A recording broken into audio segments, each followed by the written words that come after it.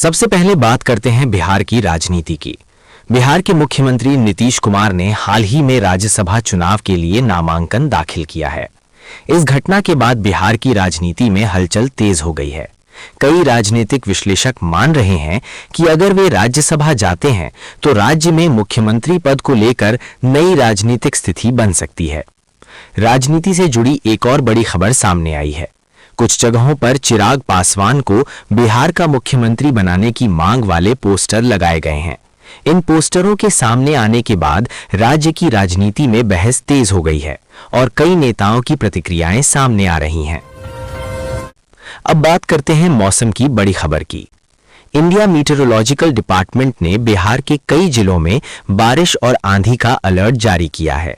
मौसम विभाग के अनुसार आने वाले दिनों में तेज हवाओं के साथ बारिश और बिजली गिरने की संभावना है। लोगों को सावधानी बरतने की सलाह दी गई है।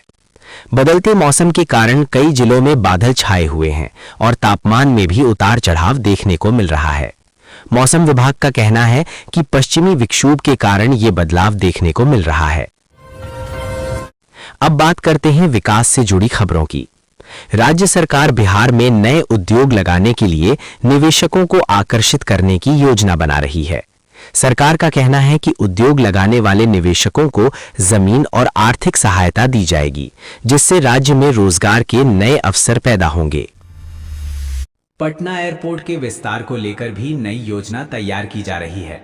विस्तार के बाद यात्रियों को बेहतर सुविधाएं मिलेंगी और उड़ानों की संख्या बढ़ने की संभावना है।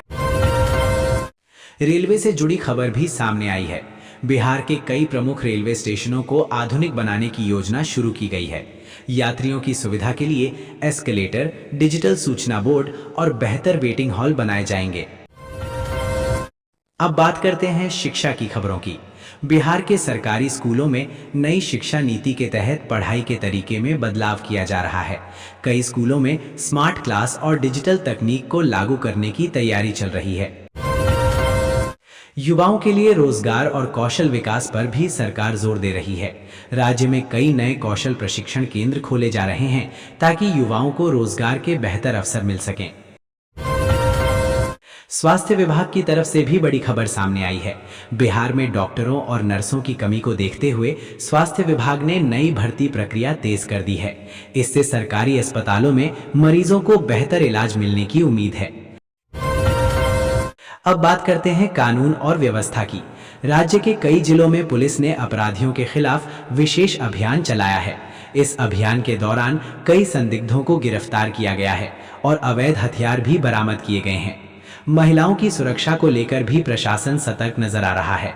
कई जिलों में पुलिस गश्त बढ़ाई गई है और हेल्पलाइन सेवाओं को मजबूत किया गया है। अब नजर डालते हैं ट्रैफिक से जुड़ी खबर पर। पटना शहर में बढ़ते ट्रैफिक जाम को देखते हुए ट्रैफिक पुलिस ने नई व्यवस्था लागू की है। कई प्रमुख चौराहों पर अतिरिक्त पुलिस बल तैनात किया गया है और गलत पार्किंग करने वालों के खिलाफ सख्त कार्रवाई की जा रही है। बिजली व्यवस्था को लेकर भी सरकार काम कर रही है। ग्रामीण इलाकों में बिजली आपूर्ति बेहतर बनाने के लिए नए ट्रांसफार्मर और बिजली लाइनें लगाई जा रही हैं।